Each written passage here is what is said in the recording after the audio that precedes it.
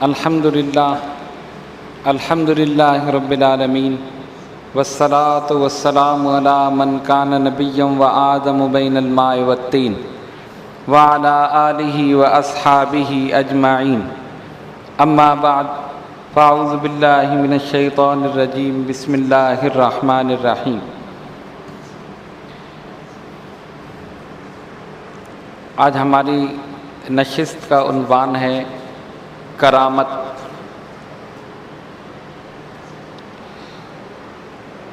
ہم ان بزرگان دین اولیاء کاملین کے دامن سے وابستہ ہیں اور ان سے عقیدت اور محبت رکھتے ہیں۔ ان کے حالات، واقعات، ملفوظات، یہ تمام چیزیں پڑھتے ہیں، سنتے ہیں اور اس پر عمل کرنے کی کوشش کرتے ہیں۔ تو جب ہم اپنے ان بزرگان دین کے واقعات بیان کرتے ہیں اور اس میں کرامات کا ذکر آتا ہے تو مخالفین اعتراض کرتے ہیں، اور ان کا اعتراض یہ ہے کہ یہ کرامات ان کا کوئی ثبوت نہیں، محیر العقول واقعات جو ان بزرگان دین سے صادر ہوئے ان کا کوئی ثبوت نہیں، اور وہ یہ کہتے ہیں کہ یہ ان لوگوں نے خود ہی بنا لی ہیں۔ یعنی اگر ہم کسی بزرگ کی کرامت کو بیان کریں کہ ان سے یہ کرامت صادر ہوئی تو مخالفین اس کا صریحاً انکار کر دیتے ہیں۔ پہلی چیز یہ کہ اس کا کوئی ثبوت نہیں، دوسری چیز یہ کہ ان لوگوں نے یہ جھوٹے قصے بنا لیے ہیں اور ایسا نہیں ہو سکتا کہ ایک انسان سے ایسی چیز صادر ہو جائے۔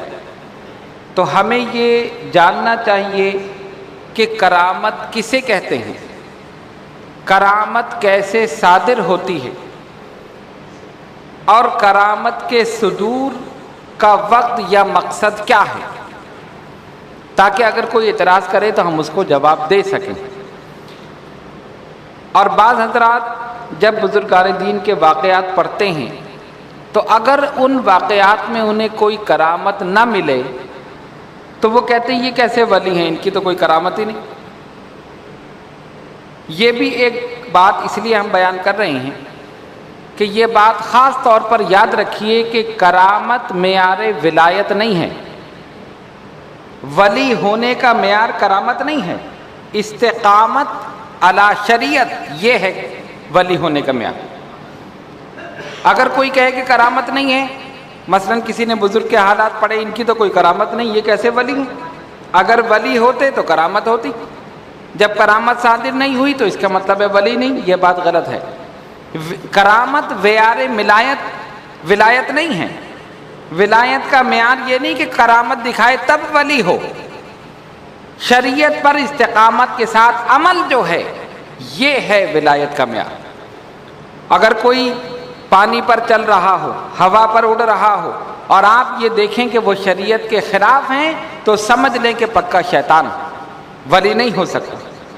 شریعت سے انحراف کر کر، شریعت کو ترک کر کے اور پھر وہ ولایت کو لے کر پھرے اور لوگوں کو شوبدے دکھاتا پھرے، وہ کبھی اللہ کا ولی نہیں ہو سکتا، وہ شیطان ہو سکتا ہے، ولی اللہ نہیں ہو سکتا۔ اس بات کو خاص طور پہ یاد رکھیں۔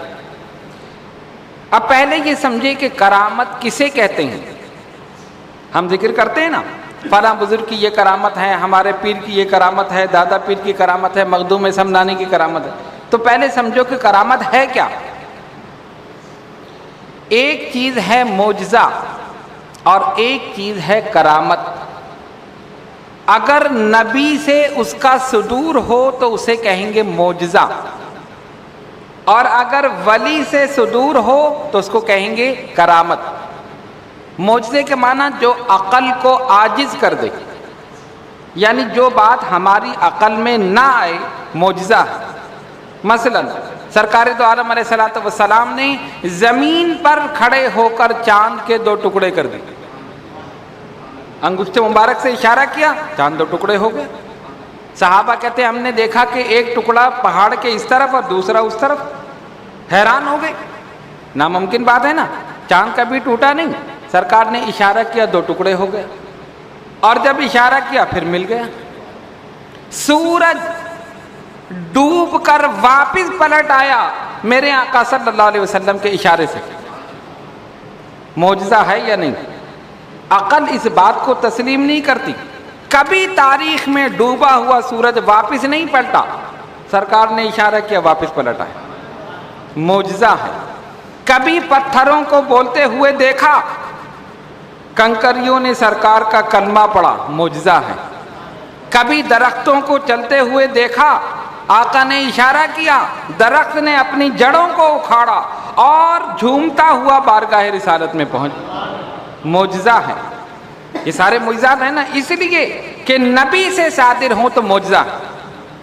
اور نبی اپنی نبوت کے حق میں معجزہ دکھاتا ہے. ایک چیز ہوتی ہے نا دعویٰ، اور ایک چیز ہوتی ہے دلیل. اب میں کسی چیز کا دعویٰ کروں، آپ کہیں گے اس کی دلیل کیا ہے؟ دلیل قوی ہوگی تو دعویٰ بھی قوی ہوگا، اور دلیل کمزور ہوگی دعویٰ بھی کمزور ہوگا. مثال کے طور پر میں کہوں کہ میں اس میز کو توڑ سکتا ہوں، میرا دعویٰ ہے. آپ کہیں گے دلیل؟ اب دلیل کیا ہے کہ میں توڑ کے دکھاؤں. اگر نہیں توڑ سکا تو آپ کہیں گے آپ کا دعویٰ کمزور ہے. دلیل ہی نہیں ہے، دلیل کمزور ہے، نہیں توڑ سکے نا تو دعویٰ بیکار ہو گیا. بیکار ہو گیا نا. نبی کہتا ہے میں اللہ کا نبی ہوں، مجھے مانو. اور جب نبی نے کہا، لوگوں نے کہا کیا دلیل ہے؟ کیا دلیل ہے کہ آپ اللہ کے رسول ہیں؟ جیسے کہ اعرابی نے حضور پرنور علیہ الصلوۃ والسلام سے کہا، اے محمد صلی اللہ علیہ وسلم کیا دلیل ہے آپ اللہ کے رسول؟ فرمایا دلیل مانگتا ہے، وہ درخت جو سامنے ہے جاؤ اس کے پاس اور اس سے جا کر کہو تجھے اللہ کا رسول بلا رہا.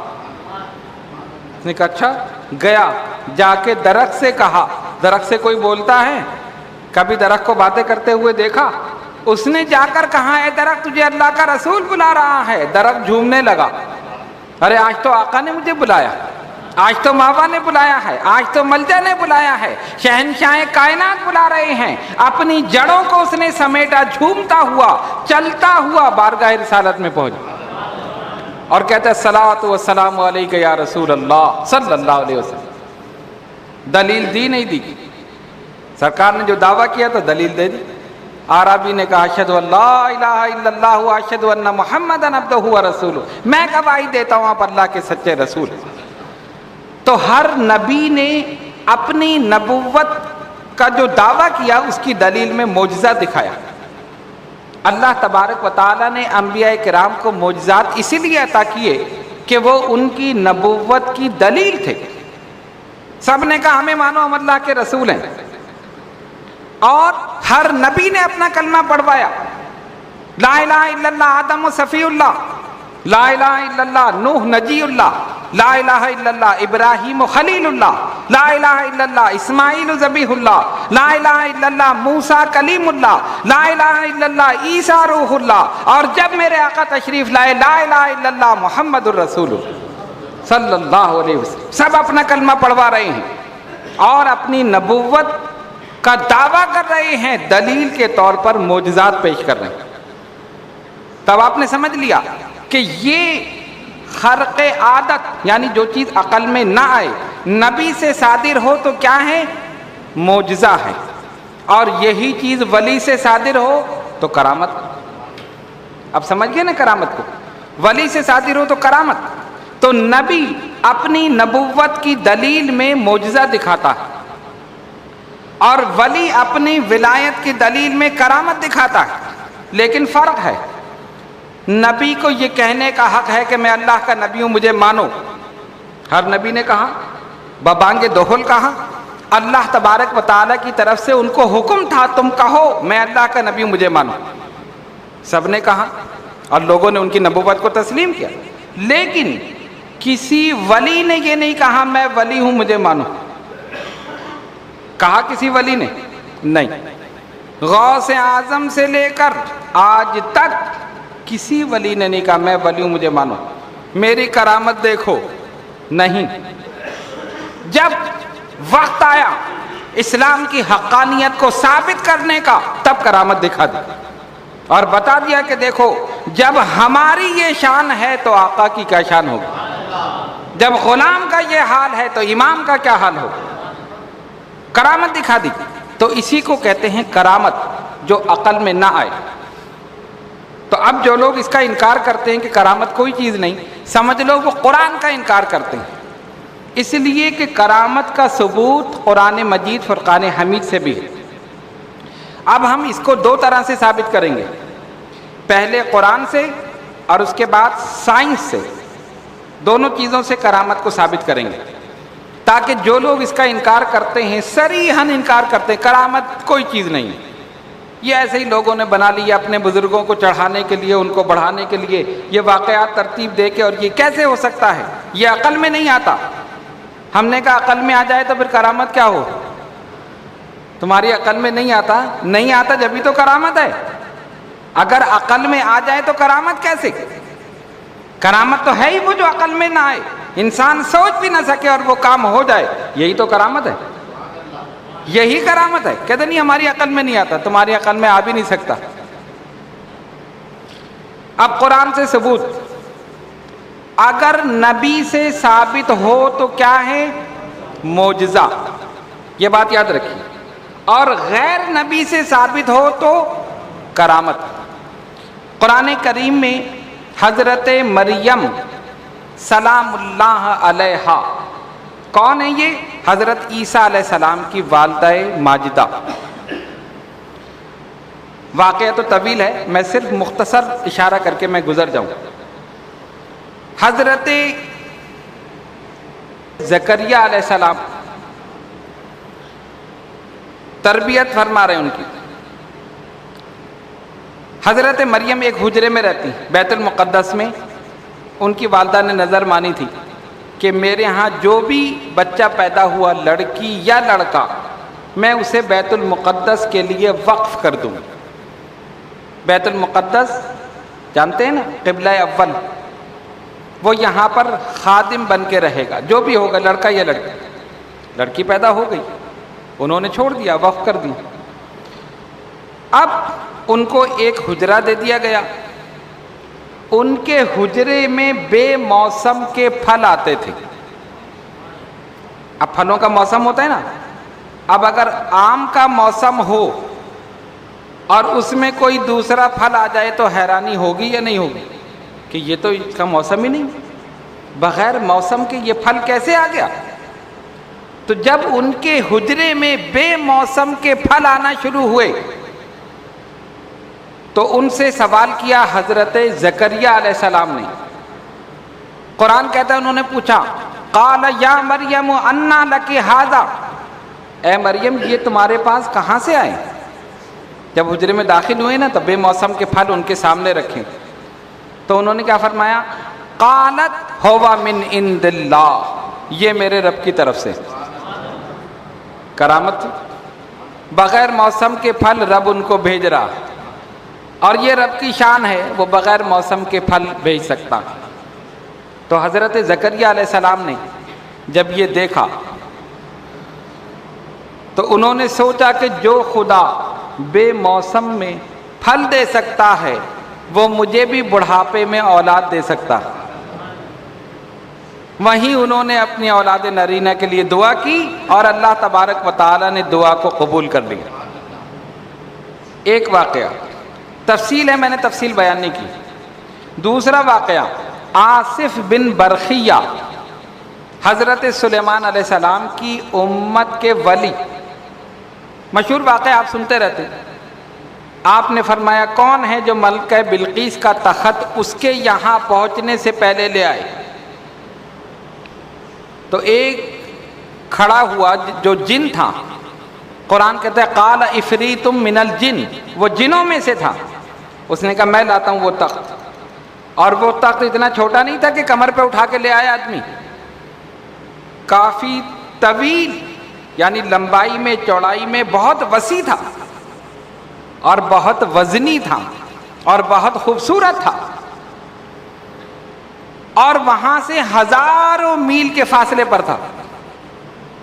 حضرت سلیمان علیہ السلام یہ دکھانا چاہتے تھے کہ جب وہ ملکہ بلقیس میرے محل میں آئے تو اس کا تخت پہلے سے یہاں موجود ہو، وہ دیکھ کر حیران رہ جائے کہ میرا اتنا وزنی اتنا قیمتی تخت کیسے آ گیا، اپنی شان دکھانا چاہتے تھے۔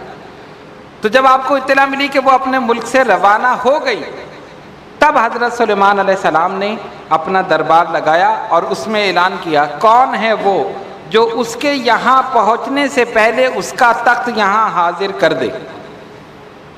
تو ایک کھڑا ہوا، قرآن نے کہا قال عفریت من الجن، وہ جنوں میں سے تھا، اس نے کہا اے سلیمان علیہ السلام میں لاتا ہوں وہ تخت، کتنی دیر میں؟ انا آتیک بہ قبل ان تقوم من مقامک، قبل اس کے آپ اپنا دربار برخاست کریں تخت یہاں موجود ہوگا۔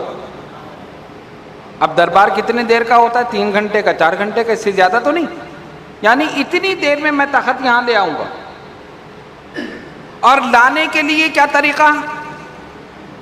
کوئی سواری ایسی نہیں جیسے آج کل سواریاں ہیں، اونٹوں پر، گھوڑوں پر، خچروں پر اس پہ سفر ہو رہا ہے، یعنی کہ ایک سوزوکی لی اس پہ رکھ دیا چلو بھائی پہنچا دو جلدی سے، ایسا نہیں ہے، کوئی تیز رفتار سواری نہیں۔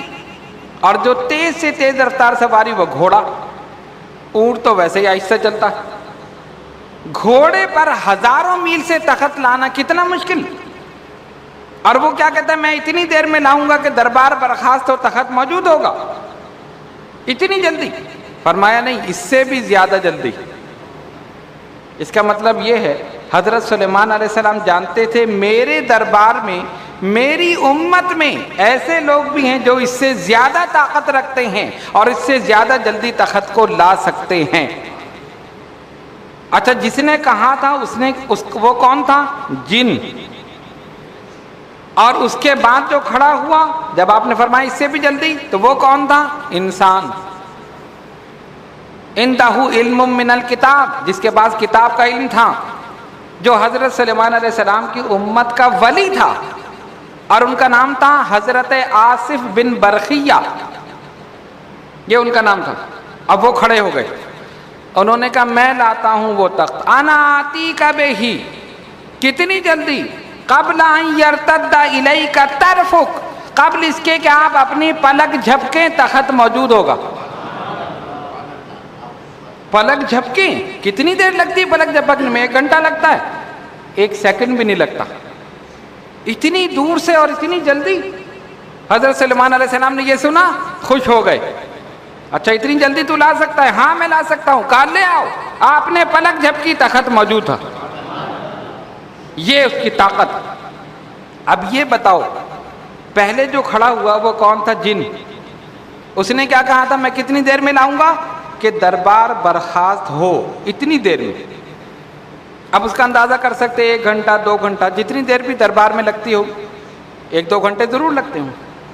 اور جو بعد میں لایا حضرت آصف بن برخیہ، وہ کون تھے؟ انسان۔ اور کتنی دیر میں لائے؟ پلک جھپکتے میں، پلک جھپکی تخت موجود۔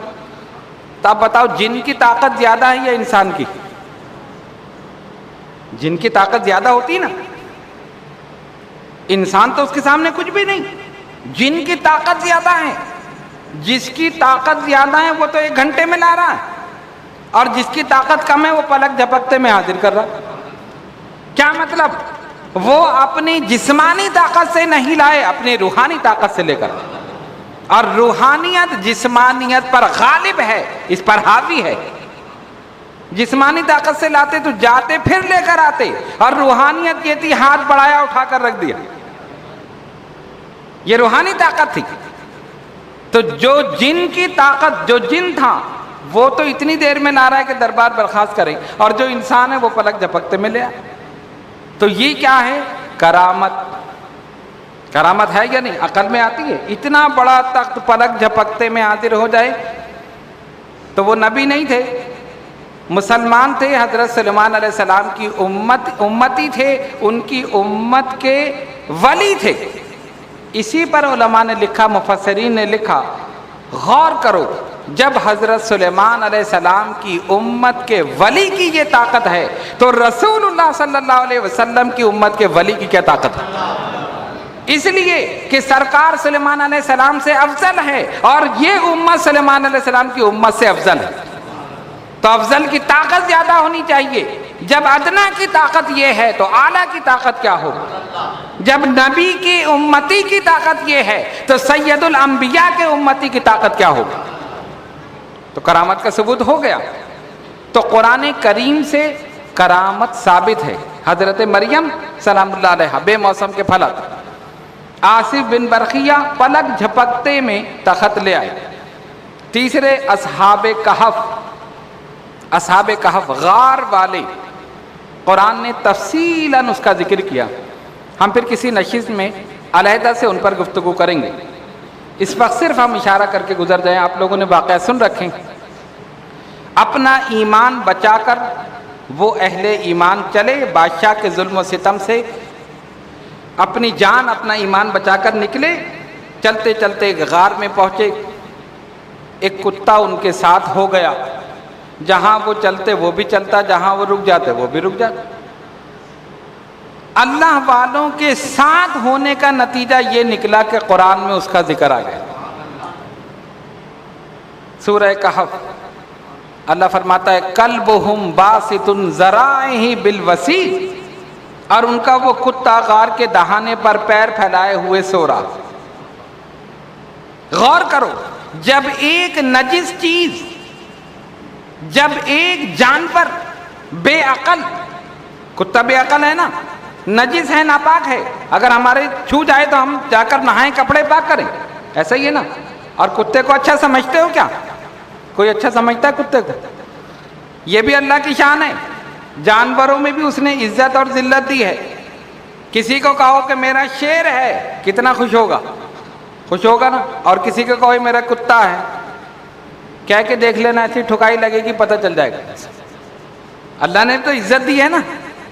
تو جس کو ہم ذلیل کرنا چاہیں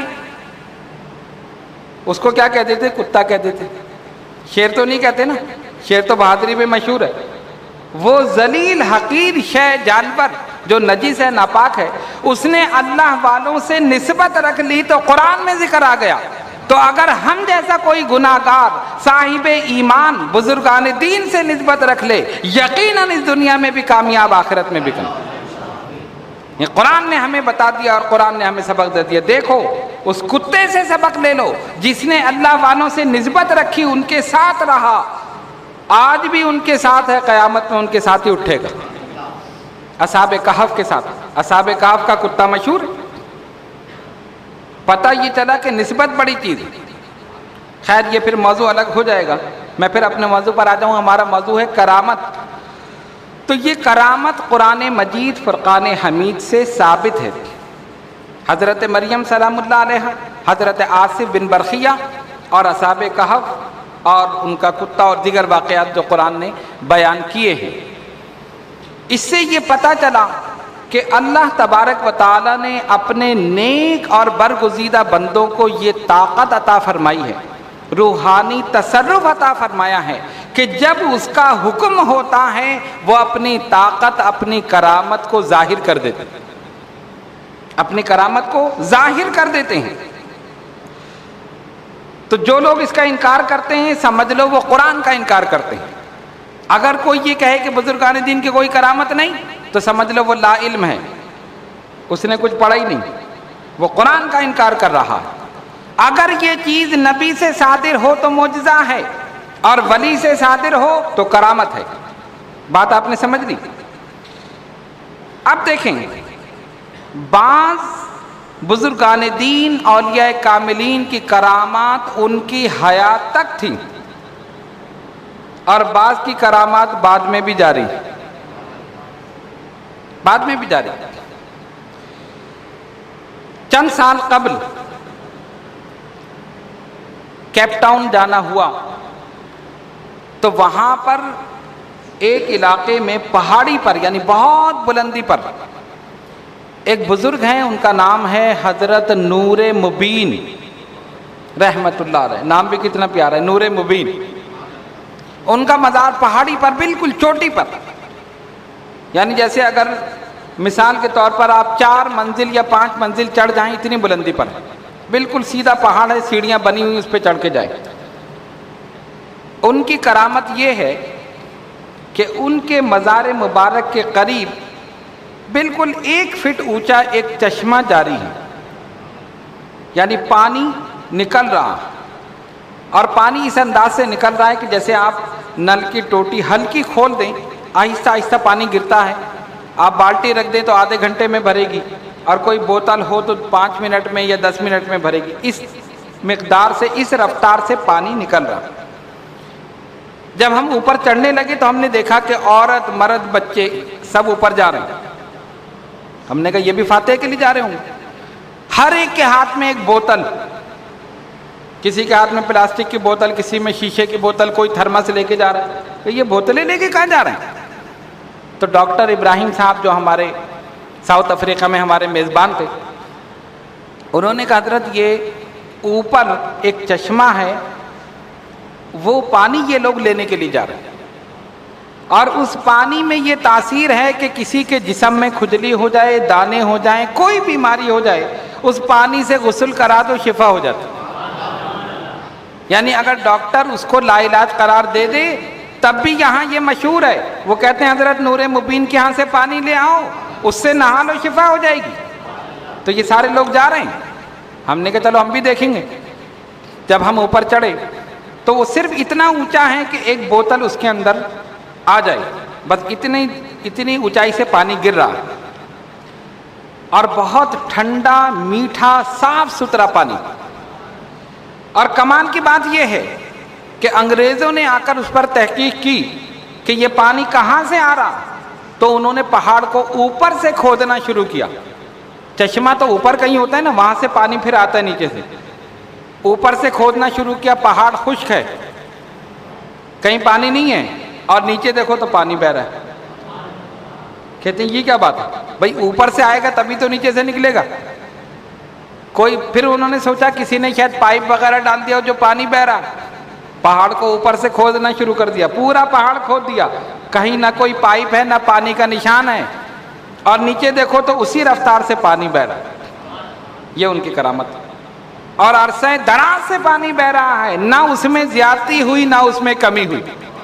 ایسا بھی نہیں کہ بہت تیزی سے پانی بہہ جائے، اور یہ نہیں کہ بالکل ہی بند ہو جائے، بند نہیں ہوا، اسی رفتار سے بہہ رہا ہے۔ لوگ آ رہے ہیں اور لے کر جا رہے ہیں۔ یہ ولی کی کرامت جو ہے یہ جاری ہے، وصال کے بعد بھی جاری ہے۔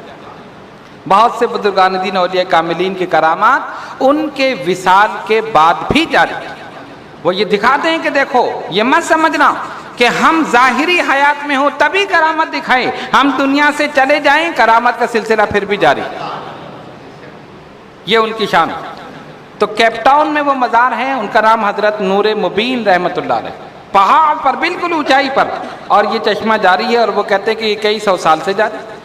ان کے وصال کو بھی کئی سو سال ہو چکے ہیں جب سے وہ سلسلہ جاری ہے، لوگ شفا کے طور پہ لے کے جاتے ہیں۔ بے شمار بزرگان دین اولیاء کاملین ایسے، اگر ہم ان کی فہرست یہاں پر گنوائیں تو ٹائم ہی ختم ہو جائے، لیکن فہرست ختم نہ ہو۔ میں صرف چند کا ذکر کر کے پھر میں اپنی گفتگو کو آگے بڑھاؤں۔ ہمارے سلسلہ اشرفیہ کے بانی حضرت مخدوم سلطان سید اشرف جہانگیر سمنانی رحمۃ اللہ علیہ، آپ کی ذات سے بے شمار کرامات کا ظہور ہوا، بے شمار کشف اور کرامات میں بے مثال۔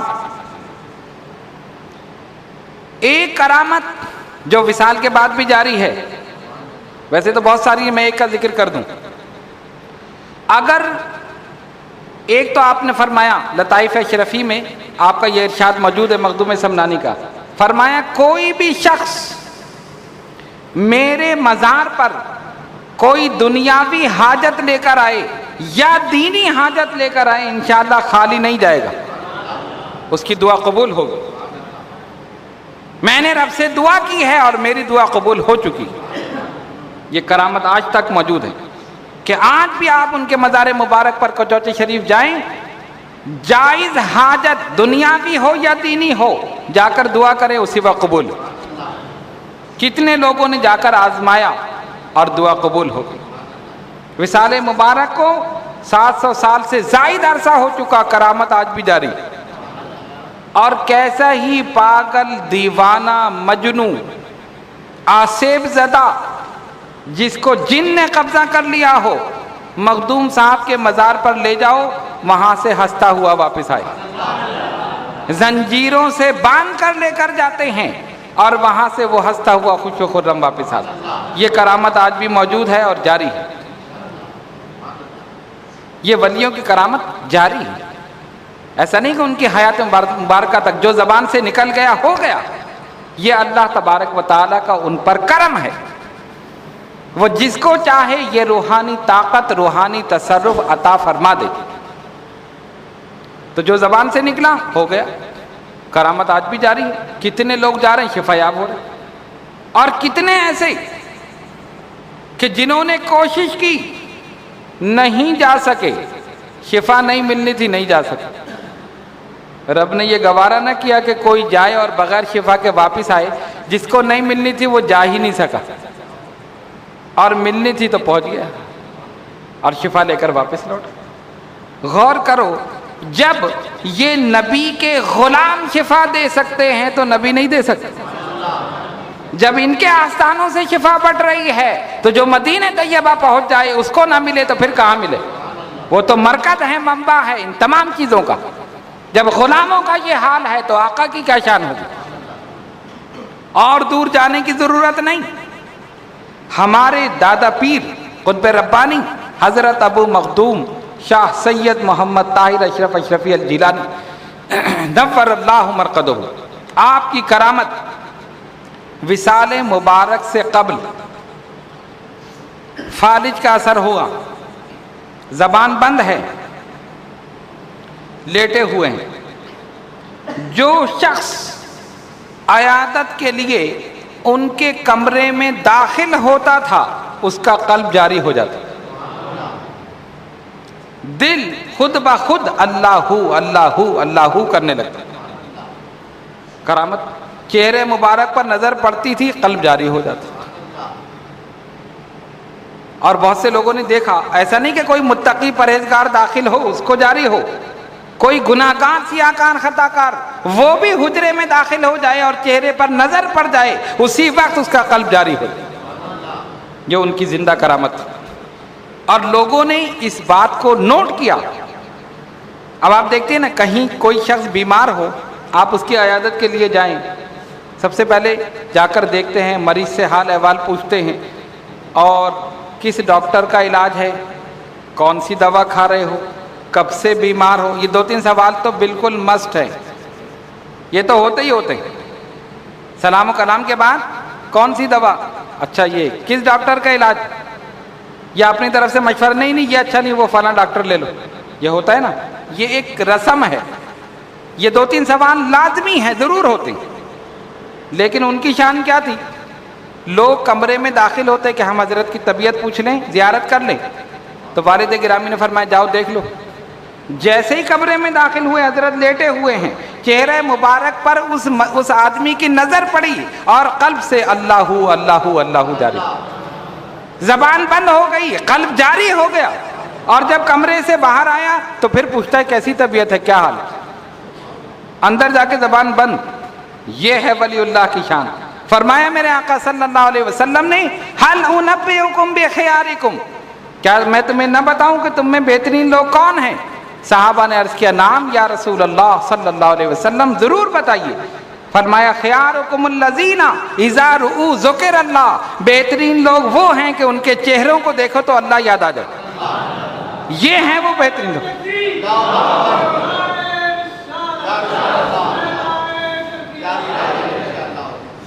یہ ہیں وہ بہترین لوگ کہ زندگی میں ان کے چہروں کو دیکھتے تھے تو اللہ یاد آ جاتا تھا، اور آج خدا کی قسم مزار کو دیکھو تو تب بھی اللہ یاد آتا۔ تو لوگوں نے یہی نہیں کہ خود بلکہ دوسروں کو بھیجا کہ جاؤ دیکھو تمہارے ساتھ ایسا ہوتا ہی یا نہیں، ہو سکتا ہے میرے ساتھ ہو گیا ہو سکتا ہے ان کے ساتھ ہو گیا ہو، ان کے ساتھ ہو گیا ہو۔ لوگوں نے چیک کرنے کے لیے نئے نئے لوگوں کو بھیجا، لیکن ان کی کرامت یہ تھی جو داخل ہوا زبان بند ہو گئی، قلب جاری ہو گیا، بتا دیا کہ دیکھو یہ شان ہے ہماری۔ تو جب غلاموں کی یہ شان ہے تو آقا کی کیا شان ہوگی؟ تو پتہ یہ چلا کہ اللہ تبارک و تعالی ان بزرگان دین اولیاء کاملین کو یہ روحانی تصرف، یہ روحانی قوت اور یہ طاقت عطا فرماتا۔ اب آئیے اور نیچے، ہمارے پیر و مرشد اشرف المشائخ حضرت ابو محمد شاہ سید احمد اشرف اشرفی الجیلانی نور اللہ مرقدہ، آپ کی آنکھ میں موتیا ہو گیا، اور اس بات کے گواہ آج بھی موجود ہیں۔ زیادہ عرصہ نہیں ہوا حضرت کے وصال کو، 6 سال کا عرصہ ہوا، 7واں سال جاری، آنکھ میں موتیا ہوا۔ ناظم آباد میں آئی اسپیشلسٹ اس کے پاس حضرت کو لے گئے، اس نے بڑے غور سے دیکھا، اور وہ آنکھ میں وہ لگا کر دیکھتے نا کتنا پک گیا ہے، اور ڈاکٹر کہتے جب پک جائے پھر ہم علاج کریں گے، موتیاں نکالیں گے، لینس لگائیں گے۔ دیکھتا رہا غور سے، آنکھوں کا بھی معائنہ کیا، اور اس کے بعد آپریشن کی تاریخ دی کہ ان کا آپریشن ہونا ضروری ہے۔ اور اس کے بعد جب اس سے ہم نے فیس پوچھی تو اس نے کہا کہ ان کا چہرہ اتنا پیارا ہے کہ میں فری علاج کروں۔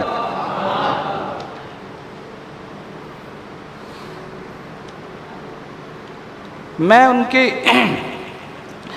کے علاج کے لیے میں پیسہ نہیں لوں گا، ان کے چہرے پر اتنا نور ہے کہ میں اپنی طرف سے علاج کروں، صرف جو دوائیاں ہیں وہ آپ لے آئیں۔ اللہم صلی علی سیدنا مولانا محمد وعلی آل سیدنا مولانا محمد صلاۃ دائمۃ بدوام الملک الحی القیوم۔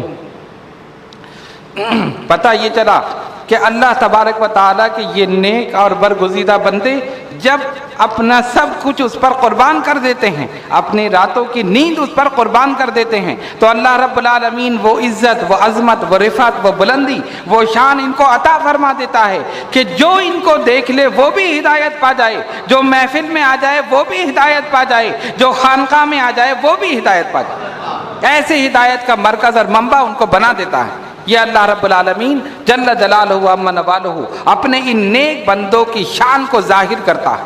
تب آپ نے سمجھ لیا کہ کرامت اللہ رب العالمین کا کرم ہوتا ہے جو ان بزرگان دین کو اس کی طرف سے حاصل ہوتا ہے۔ ہر آدمی کرامت نہیں دکھا سکتا، اور ان کی شان یہ ہے۔ ہماری کیفیت کیا ہے کہ اگر کوئی کمال ہو تو ہم لوگوں کو دکھائیں، ہمارے اندر یہ کمال ہے، ہمارے اندر یہ صفت ہے، لوگ ہمیں مانیں۔ اور ان کی کیفیت کیا ہے؟ وہ اپنی کرامتوں کو چھپاتے ہیں، ظاہر نہیں کرتے۔ ظاہر نہیں کرتے کیوں؟ اس لیے کہ ان کا ہر عمل خالص اللہ اور اس کے رسول صلی اللہ علیہ وسلم کی رضا کے لیے ہوتا ہے، خالص اس کی رضا کے لیے، لوگوں کے لیے نہیں۔ اللہ تبارک و تعالی خود ان کی کرامات کو، ان کے کمالات کو، ان کے فضائل کو خود ظاہر فرما دیتا، خود ظاہر فرما دیتا۔ یہ چھپاتے ہیں، وہ ظاہر کرتا۔ دیکھو غریب نواز نے اپنے آپ کو چھپا لیا، اپنے آپ کو مرقد میں چھپا لیا، مرقد کو غلاف میں چھپا لیا، غلاف کو چادر میں چھپا لیا، اور پھر اس کو اپنے حجرے میں چھپا لیا، اس حجرے کو گنبد میں چھپا لیا۔ چھپتے چلے جا رہے ہیں، اللہ تبارک و تعالیٰ ان کی شان کو ظاہر کرتا چلا جا رہا۔ وہ چھپا رہے ہیں، خدا ظاہر کر رہا۔ وہ نہیں چاہتے کہ لوگ سمجھیں، لیکن اللہ چاہتا ہے کہ لوگ ان کے مقام کو پہچانیں، ان کی شان کو پہچانیں، ان کے نام کو پہچانیں، ان کے کمالات کو پہچانیں۔ تو جو لوگ کرامت کا انکار کرتے ہیں، سمجھ لو کہ وہ قرآن کا انکار کرتے ہیں، کہ بزرگان دین کی یہ کرامات قرآن کریم سے ثابت ہیں، جو واقعات ہم نے آپ کے سامنے بیان کیے۔ قرآن کریم میں اللہ تبارک و تعالیٰ نے تابوت سکینہ کا ذکر کیا۔ تابوت ایک صندوق تھا بہت بڑا، اس کو تابوت سکینہ کہتے تھے۔ بنی اسرائیل جب جنگ کے لیے جاتے تھے اس تابوت کو اپنے آگے رکھتے تھے۔ لڑائی کے لیے جاتے نا، جنگ کے لیے، تو جو لشکر ہے اس کے آگے آگے وہ تابوت ہوتا تھا، صندوق بہت بڑا۔ اور ان کا عقیدہ یہ تھا کہ اس تابوت سکینہ کی وجہ سے ہمیں اپنے مخالف پر غلبہ حاصل ہوگا، فتح حاصل ہوگی، اور یقیناً فتح ہوتی تھی۔ تو اس تابوت میں کیا تھا؟ کیا اس میں کرامت تھی؟ کیا کمال تھا؟ کہ اس تابوت کی وجہ سے بنی اسرائیل کو فتح ہوتی تھی؟ علماء کرام نے لکھا کہ اس تابوت کے اندر حضرت موسیٰ علیہ السلام کی جوتیاں تھیں، نالین پاک۔ قرآن کہتا ہے وَبَقِيَّةٌ مِّمَّا تَرَكَ آلُ مُوسَىٰ وَآلُ هَارُونَ أَن يَأْتِيَكُمُ التَّابُوتُ فِيهِ سَكِينَةٌ مِّن رَّبِّكُمْ وَبَقِيَّةٌ مِّمَّا تَرَكَ آلُ مُوسَىٰ وَآلُ هَارُونَ۔ حضرت موسیٰ حضرت ہارون علیہ السلام کی استعمال کردہ چیزیں تھیں۔ حضرت موسیٰ کا عصا تھا، لاٹھی جو لے کر چلتے ہیں نا، وہ عصا اس تابوت کے اندر۔ حضرت موسیٰ علیہ السلام کی جوتیاں، نالین پاک اس تابوت کے اندر، آپ کے کپڑے اس تابوت کے اندر۔ حضرت ہارون علیہ السلام جو حضرت موسیٰ علیہ السلام کے چھوٹے بھائی، ان کی استعمال کردہ چیزیں اس تابوت کے اندر۔ توریت کے نسخے اس تابوت کے اندر، یہ سارے تبرکات اس تابوت کے اندر تھے۔ اس کو وہ بنی اسرائیل آگے رکھتے تھے، ان کو فتح ہو جاتی تھی۔ پتہ چلا کہ اللہ والوں کی تو بڑی شان ہے، جس چیز کو وہ ہاتھ لگا دیں اس میں بھی تاثیر پیدا ہو جائے۔ ان کی اپنی شان تو بہت بلند ہے۔ موسیٰ علیہ السلام نے جوتیوں کو پہنا، ان کو نسبت ہو گئی موسیٰ علیہ السلام سے، اس میں تاثیر پیدا ہو گئی۔ عصے کو ہاتھ لگایا، اس میں تاثیر پیدا ہو گئی۔ اللہ تبارک و تعالیٰ دکھاتا ہے کہ دیکھو میرے نبیوں اور میرے ولیوں کی شان تو بہت بلند ہے، ارے جس چیز کو یہ استعمال کر لیں اس کے اندر بھی برکت پیدا ہو جاتی ہے۔ اور ان بزرگان دین کے تبرکات کو اپنے پاس رکھنا یہ بھی باعث برکت ہے۔ جہاں وہ استعمال شدہ چیزیں ہوتی ہیں وہیں رحمتیں نازل ہوتی ہیں۔ یہ اللہ تبارک و تعالیٰ کی شان ہے۔ یہی وجہ ہے کہ ہم اپنے بزرگوں کے تبرکات کو احتیاط سے رکھتے ہیں، نسبت کی وجہ سے۔ ایک صحابی کی آنکھ نگاہ کمزور ہو گئی، اور اتنی کمزور ہوئی کہ مسجد نبوی میں آنا چھوڑ دیا۔ ظاہر ہے جس کو نظر نہ آئے وہ مسجد میں کیسے آ سکتا ہے جب تک کوئی آدمی پکڑ کے نہ لائے، اور رات میں آنا تو اور بھی مشکل ہے۔ تو انہوں نے کیا کیا، کسی کو بھیجا بارگاہ رسالت صلی اللہ علیہ وسلم، جاؤ آقا دو جہاں صلی اللہ علیہ وسلم سے میری یہ عرض جا کر کہہ دو، گزارش پیش کر دو۔ کیا گزارش؟ میری نگاہ کمزور ہو چکی ہے، میں مسجد نبوی میں نماز کے لیے حاضر نہیں ہو سکتا، کوئی ایسا نہیں کہ جو مجھے لے آئے اور واپس لے جائے۔ آپ ایسا کریں کہ کرم فرمائیں کہ میرے گھر تشریف لے آئیں۔ حضور پرنور علیہ السلام آپ میرے گھر تشریف لے آئیں، ایک جگہ آ کر آپ نماز پڑھ لیں، جس جگہ آقا آپ نماز پڑھیں گے میں پھر اسی جگہ ہمیشہ نماز پڑھا کروں۔ حضور نے فرمایا ٹھیک۔ سرکار تو رحمت للعالمین شفیع المذنبین، یہ نہیں فرمایا کہ یہ کیوں نہیں آتا، کہا نہیں ہم خود چلتے، خود ان کے گھر تشریف لے گئے اور فرماتے ہیں کہاں نماز پڑھنی ہے۔ انہوں نے ایک جگہ صاف کر کے تیار کر کے رکھی تھی، آقا اس جگہ آپ نماز پڑھ لی۔ سرکار کھڑے ہو گئے نیت بان، حضور نے اس مقام پر نماز پڑھی۔ صحابی نے عرض کیا یا رسول اللہ صلی اللہ علیہ وسلم، میرے ماں باپ آپ پہ قربان، اب میں ہمیشہ اسی جگہ نماز پڑھوں گا جہاں آج آپ نے پڑھی، اس لیے کہ اس جگہ کو آپ کے مقدس جسم سے، قدموں سے نسبت ہو جائے گی، میری نماز تو قبول ہو جائے گی۔ یہ صحابہ کا ایمان،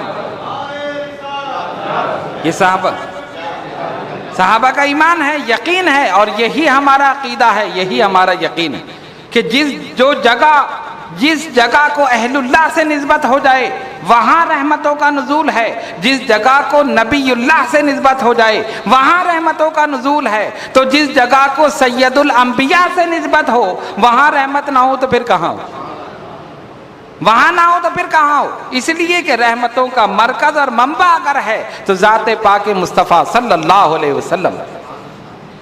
تو اللہ تبارک و تعالیٰ نے ان کو یہ شان عطا فرمائی کہ جو ان کے قریب ہو جائیں وہ ہدایت پا جائے، جو ان کی محفل میں بیٹھ جائیں وہ ہدایت پا جائے، اور جو ان کی خانقاہ میں آ جائے وہ ہدایت پا جائے۔ جس پر ان کی نظر پڑ جائے، شقی ہو تو سعید ہو جائے، بدبخت ہو تو نیک بخت ہو جائے، گناہگار ہو تو نیکوکار ہو جائے، اور خدا کی قسم اس کی مغفرت ہو جائے۔ یہ اللہ تبارک و تعالیٰ کی شان ہے کہ وہ اپنے نبیوں اور اپنے ولیوں کی دعاؤں کو رد نہیں فرماتا، ضرور ضرور قبول فرما لیتا ہوں۔ ہم نے آپ سے یہ کہا تھا کہ ہم کرامت کا ثبوت قرآن سے اور کرامت کا ثبوت سائنس سے، قرآن سے تو آپ نے سن لیا، ویسے تو اور بھی بہت ساری دلیلیں ہیں لیکن میں وقت کے اختصار کی وجہ سے میں نے اشارہ کر کے میں گزر گیا۔ اب اس کرامت کا ثبوت سائنس سے، سائنس جیسے جیسے ترقی کر رہی ہے اسلام نکھر کر سامنے آ رہا۔ حضرت سیدنا فاروق اعظم رضی اللہ تعالیٰ عنہ مسجد نبوی میں کھڑے ہیں، خطبہ دے رہے ہیں، اور صحابی رسول حضرت ساریہ وہاں سے ہزاروں میل کے فاصلے پر جنگ لڑ رہے ہیں۔ انہوں نے دیکھا، اچانک خیال میدان جنگ کی طرف چلا گیا، اچانک تو کیا دیکھا؟ درمیان میں سے سارے حجابات ہٹ گئے۔ فاروق اعظم نے اپنی نگاہ سے دیکھا کہ حضرت ساریہ دشمن پر حملہ کر رہے ہیں اور دشمن پہاڑ کے پیچھے سے ان پر حملہ کرنے والا ہے، پہاڑ کے پیچھے سے ان پر حملہ کرنا چاہتا ہے۔ انہوں نے وہیں سے پکارا، یا ساریۃ الجبل، یا ساریۃ الجبل، اے ساریہ پہاڑ، اے ساریہ پہاڑ، پہاڑ کو دیکھو۔ انہوں نے پلٹ کر دیکھا کہ دشمن حملہ کر رہا ہے، انہوں نے پلٹ کے اس پر حملہ کر دیا، فتح ہو گئی۔ اور ادھر جو صحابہ بیٹھے تھے وہ حیران ہو گئے، یہ ساریہ کو یہاں کیسے پکار لیا؟ اگر آج کا دور ہوتا تو لوگ تو سمجھتے کہ یہ بھی خطبے کا کوئی لفظ ہے، عربی تو جانتے نہیں نا، اگر عربی میں کچھ اور بھی کہہ دیتے کہتے سمجھتے یہ بھی خطبہ ہی ہے، لیکن وہ تو سارے عربی داں تھے، اہل زبان تھے۔ انہوں نے دیکھا کہ یہ امیر المومنین فاروق اعظم خطبہ دے رہے ہیں، دعوت اسلام دے رہے ہیں، اسلام کے احکامات بیان فرما رہے ہیں، اور یہ کرتے کرتے کہتے ہیں اے ساریہ پہاڑ، اے ساریہ پہاڑ، یہ کیا ہوا؟ بعد میں پوچھا، فاروق اعظم نے کہا جب وہ آ جائیں ان سے پوچھ لینا۔ جب کافی دنوں کے بعد حضرت ساریہ واپس آئیں ان سے پوچھا، لوگوں نے دن، تاریخ، وقت سب نوٹ کر کے رکھا، اور جب ان سے پوچھا کہا ہاں یہی دن تھا، یہی تاریخ تھی، یہی وقت تھا، دشمن پیچھے سے ہم پر حملہ کرنے والا تھا، فاروق اعظم کی آواز ہمارے کانوں تک پہنچی، اے ساریہ پہاڑ، اے ساریہ پہاڑ، ہم نے پلٹ کر دیکھا، ہم نے حملہ کر دیا، ہمیں فتح ہو گئی۔ اگر ان کی آواز نہ جاتی تو ہم کبھی فتح یاب نہیں ہوتے، پیچھے سے حملہ کر دیتا ہم ہار جاتے۔ اب یہ بتاؤ، جب فاروق اعظم کی آواز گئی تو وہ کہاں تھے؟ مسجد نبوی میں، منبر رسول صلی اللہ علیہ وسلم پر تھے نا، اور حضرت ساریہ کہاں تھے؟ ہزاروں میل دور میدان جنگ میں۔ جب یہاں سے وہاں آواز گئی تو درمیان والوں نے کیوں نہیں سنا؟ یہ بات ہے نا، میں ابھی یہاں سے اگر کسی کو آواز دوں تو جتنے بیچ میں بیٹھے ہیں وہ سنیں گے یا نہیں؟ سنیں گے نا۔ یا میں دروازے پہ کھڑے ہو کر وہاں گلی میں کوئی کھڑا ہے اس کو آواز دوں تو جو گلی کے درمیان میں ہے وہ سنے گا یا نہیں سنے گا؟ فاروق اعظم مسجد نبوی میں، یہ میدان جنگ میں، انہوں نے پکارا، انہوں نے سن لیا، بیچ والوں نے سنا ہی نہیں۔ بیچ والوں نے سنا، ارے بیچ میں بھی تو لوگ ہوں گے، کتنے لوگ ہوں گے، آبادی ہوگی، گھر ہوں گے، محلے ہوں گے، مکانات ہوں گے، شہر ہوں گے، کسی نے نہیں سنا۔ کسی نے آ کر کہا ہی نہیں، کہا ہمیں بھی ایک آواز آئی تھی، ہم گزر رہے تھے، ہمیں آواز آئی تھی فاروق اعظم کے ساریہ پہاڑ، کسی نے نہیں کہا۔ کیوں؟ یہ فاروق اعظم کی شان ہے، جس کو سنانا چاہا اسی کو سنایا، باقی کسی نے نہیں سنا۔ یہ وائرلیس ہے، یہ موبائل ہے، اب موبائل پہ بات کرو درمیان میں کوئی سنے گا؟ کوئی سنتا ہے؟ نہیں۔ ہاں ایک طریقہ ہے سننے کا، وہ اور ہائی پاور، ایک وہ لو پھر نمبر ملاؤ تب سن سکتے ہو کہ بیچ میں درمیان میں کیا بات ہو رہی، ورنہ نہیں سن سکتے۔ موبائل سے، موبائل جس کو کرو گے وہی سنے گا، جو آپ کہیں گے وہ سنے گا، جو وہ کہے گا آپ سنیں گے، درمیان والے نہیں سنیں گے۔ اس وقت موبائل کا تصور ہی نہیں تھا، جب فاروق اعظم پکار رہے تھے یا ساریۃ الجبل، یا ساریۃ الجبل، جس کو پکارا اسی نے سنا، اسی نے عمل کیا اور وہی کامیاب ہو گیا۔ یہی روحانیت ہے، یہی ان کی کرامت ہے کہ جس کو سنانا چاہا اسی نے سنا، درمیان میں کسی نے سنا ہی نہیں۔ سائنس نے اس مسئلے کو حل کر دیا۔ اس وقت کسی نے اعتراض نہیں کیا کہ آواز کیسے پہنچی، اتنی دور سے آواز کیسے پہنچی۔ اور دور سے آواز جائے تو آواز میں کوئی تبدیلی بھی تو ہو سکتی ہے نا. بالکل وہی آواز جو فاروق اعظم کی آواز, کوئی تبدیلی نہیں ہے. آدمی چیختا ہے تو چیخنے میں آواز بھی پھٹ جاتی ہے, تبدیل ہو جاتی ہے. وہ کہتے ہیں ہم نے ایسے ہی سنا جیسے ہم سامنے ان کو سن رہے ہیں. آج اگر کوئی کہے کہ میں نے یہاں بیٹھ کر امریکہ والے کو پکار لیا, اس نے سن لیا, کہیں گے ہاں اس نے موبائل پہ کہہ دیا ہوگا, انٹرنیٹ لگا کے بیٹھ گیا ہوگا. آپ کہیں گے میں نے امریکہ والے کو دیکھ لیا, کہ ہاں ویب کیم سے دیکھ لیا ہوگا. یہی ہے نا. اور اس وقت نہ موبائل ہے, نہ انٹرنیٹ ہے, نہ فیکس ہے, نہ ٹیلی فون ہے, نہ پی ٹی سی ایل ہے, کوئی نہیں ہے. روحانی انٹرنیٹ چل رہا ہے, روحانی موبائل چل رہا ہے. فاروق اعظم نے مدینہ طیبہ کے سیٹلائٹ سے رابطہ قائم کر لیا, اپنی آواز کو بھی پہنچا دیا, ان کو فتح یاب بھی کروا دیا. تو روحانی سیٹلائٹ تو جب بھی موجود تھا. اب ایک اور چیز, یہاں بھی پاکستان میں بھی وہ چیز آ چکی ہوگی. باہر ممالک میں تو میں دیکھ کر آیا ہوں, ساؤتھ افریقہ میں بھی, ہالینڈ میں بھی, انگلینڈ میں بھی, کہ جب آپ کہیں سفر کریں, کسی شہر جائیں, تو وہ ایک چیز ہوتی ہے, اس کو مجھے پتہ نہیں کیا کہتے ہیں, اس کو شیشے پر چپکا دیتے ہیں, اس میں ایڈریس فیڈ کر دیتے ہیں. کیا کہتے ہیں اسے؟ ایڈریس اس میں فیڈ کر دیں. اب وہ راستہ بتا رہا ہے آپ کو, آپ گاڑی چلا رہے ہیں, اس کے اندر ہے جی پی ایس. ڈچ میں اسے کہتے ہیں نفی خاصی. میں ابھی ہالینڈ گیا تھا تو میں نے ان سے پوچھا اس کو ڈچ میں کیا کہتے ہیں, انہوں نے کہا نفی خاصی. نفی خاصی کا مطلب راستہ دکھانے والا. تو انہوں نے شیشے پر چپکایا, ایڈریس اس میں فیڈ کر دیا. اب وہ گاڑی چلا رہے ہیں, آپ کسی سے پوچھنے کی ضرورت نہیں, وہ خود راستہ بتا رہا ہے. لنکس, ریکس, رائٹ, لیفٹ, وہ خود بتا رہا ہے. اگر اس نے لیفٹ کہا, آپ رائٹ مڑ گئے, تو وہ کہے گا نو نو, یعنی آپ غلطی کر رہے ہیں. ارے اس کو کس نے بتایا آپ غلطی کر رہے ہیں؟ وہ تو آپ کا رہبر بنا ہوا, ہدایت پہنچا رہا ہے. میں نے ان سے یہ کہا بتاؤ یہ منزل پر پہنچاتا ہے یا نہیں پہنچاتا؟ کہنا ہاں بالکل پہنچاتا. اس میں سڑک بنی نظر آ رہی ہے, ایک ایرو بنا ہوا ہے, اگر رائٹ مڑنا ہے تو وہ رائٹ مڑ گیا, آپ اس میں دیکھ لیں, آپ مڑ گئے. لیفٹ مڑنا ہے تو وہ لیفٹ مڑ گیا, آپ بھی ادھر ہی مڑ جائیے. یہاں تک کہ آپ کو بالکل اس مقام پر پہنچا دے گا جو ایڈریس آپ نے اس میں فیڈ کیا, بالکل پہنچا دے گا. تو اس نے منزل پر پہنچایا یا نہیں پہنچایا؟ پہنچایا نا. تو یہ بنایا کس نے؟ انگریزوں نے. انگریزوں نے بنایا نا. تو میں نے یہ کہا کہ بتاؤ, انگریز جس کو ہدایت کے لیے بنا دیں, وہ منزل پر پہنچا دے, تو جس کو خدا بنا دے وہ نہیں پہنچا سکتا؟ انگریز نے ایک آلہ بنا دیا کہ اس میں فیڈ کر دو, اور یہ بتاؤ کہ وہ پہنچاتا کیسے ہے؟ اس لیے کہ اس کا تعلق سیٹلائٹ سے.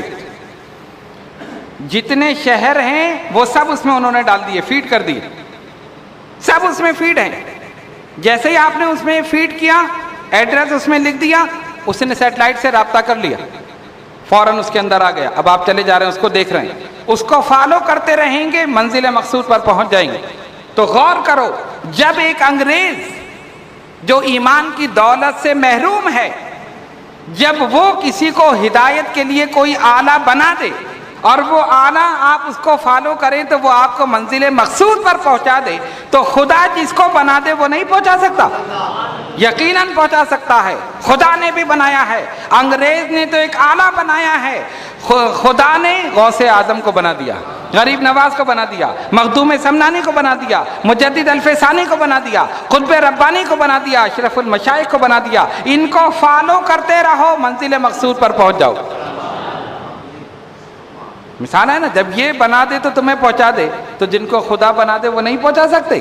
یقیناً پہنچا سکتے ہیں. اس لیے کہ اس آلے میں خرابی ہو سکتی ہے, اس لیے کہ یہ انسان کا بنایا ہوا ہے, اور جس کو خدا بنا دے اس کی ہدایت میں کوئی خرابی نہیں ہو سکتی, وہ تمہیں منزل مقصود پر پہنچا دے. اس آلے کا تعلق بھی سیٹلائٹ سے ہے, اور جس کو خدا نے بنایا ہے اس کا تعلق بھی سیٹلائٹ سے ہے. اس کا تعلق امریکہ کے بھیجے ہوئے سیٹلائٹ سے ہے, اور اس کا تعلق مدینہ طیبہ کے سیٹلائٹ سے.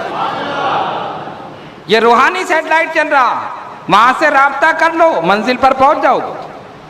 رابطہ دونوں کا سیٹلائٹ سے ہے، اور جس کا تعلق سیٹلائٹ سے کٹے گا وہ منزل پر نہیں پہنچا سکتا، یہیں کہ یہیں رہ جاؤ گے۔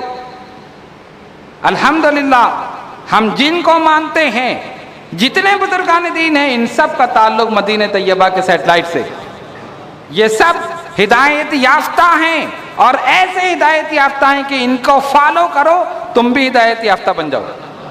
نہ صرف یہ راستہ دکھاتے ہیں بلکہ منزل پر بھی پہنچا دیتے ہیں۔ تو ہم منزل پر پہنچنا چاہتے ہیں، اسی لیے ہم ان کے دامن کو پکڑے ہوئے ہیں۔ تو سائنس نے اس مسئلے کو حل کر دیا۔ جیسے جیسے سائنس ترقی کر رہی ہے، اسلام کی تعلیمات نکھر کر سامنے آ رہی ہیں، بزرگان دین کی کرامات ثابت ہو رہی ہیں، انبیاء کرام کے معجزات ثابت ہو رہے ہیں، ایک ایک چیز ثابت ہو رہی ہے۔ سائنس آج تحقیق کر کے ثابت کر رہی ہے، اور میرے آقا نے 1400 سال پہلے فرما دیا۔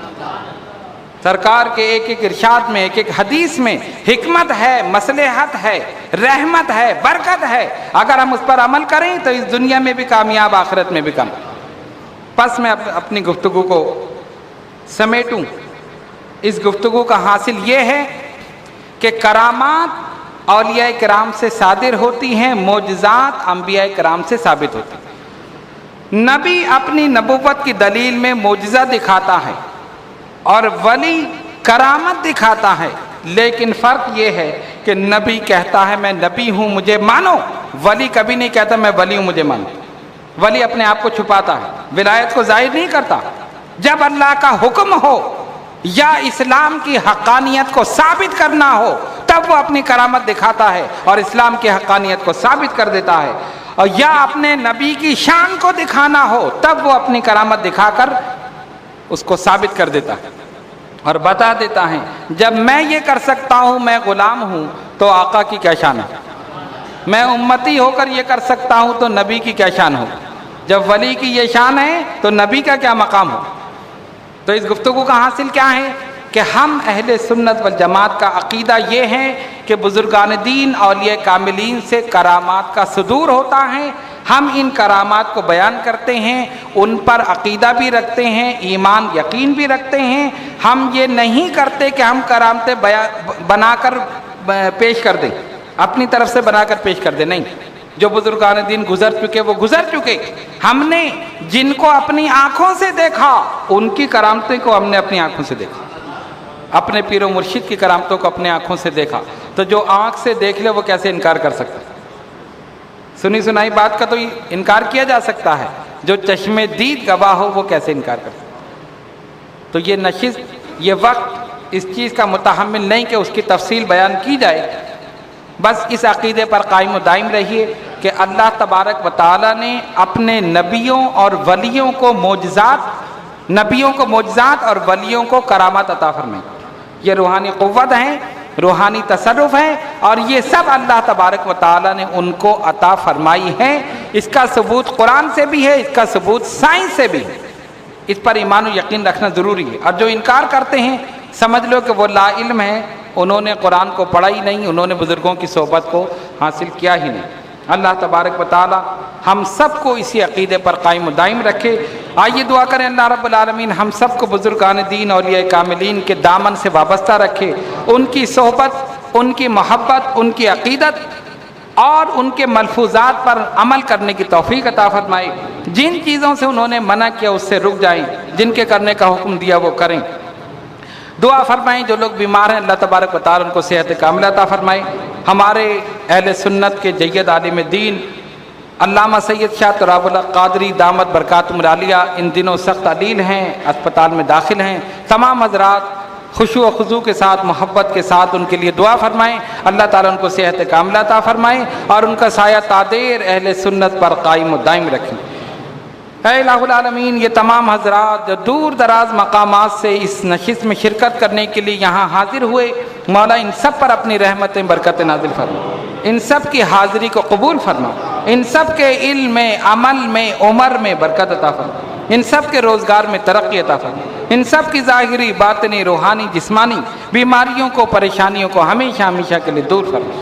ان اللہ و ملائکتہ یصلون علی النبی یا ایھا الذین آمنوا صلوا علیہ وسلموا تسلیما اللہم صلی علی سیدنا مولانا محمد وعلى آل سيدنا مولانا محمد صلاة دائمة بدوام الملك الحي القيوم سبحان ربك رب العزة عما يصفون وسلام على المرسلين والحمد لله رب العالمين.